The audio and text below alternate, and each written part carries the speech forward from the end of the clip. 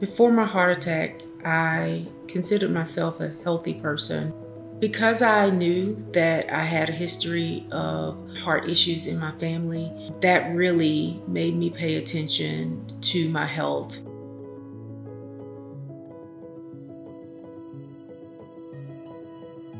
In 2013, I was 33 years old. I was still a very new mom. I was experiencing a lot of fatigue and tiredness. The morning that I had my heart attack, I got up to take a shower.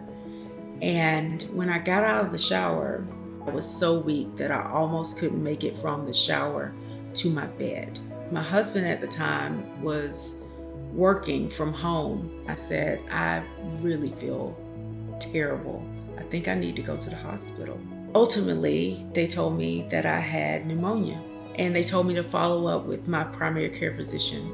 She looked at me and said, if I had not met you, just looking at your blood work, I would have thought that you were a 70-year-old, morbidly obese, sedentary man. She immediately sent me to a cardiologist. When I went to my cardiologist, he said, Ms. Jefferson, you've had a complete blockage of your LAD, and that's known as a widowmaker heart attack.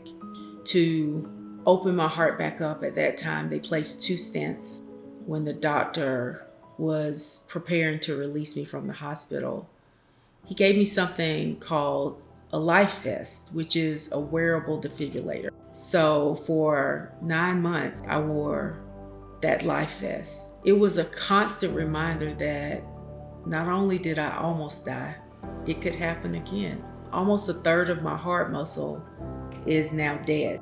So I have to preserve the function that I have in my heart now.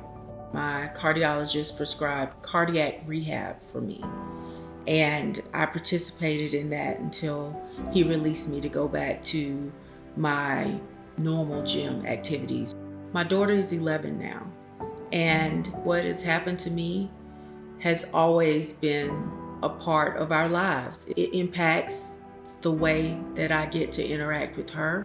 But more importantly, I think it's important for her to understand her family history and know how it might impact her in the future.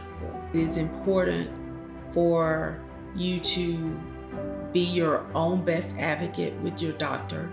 Patients have to take responsibility for their own health. You have to know your numbers and understand those numbers. It's perfectly okay to ask your doctor questions, and I encourage you to do that.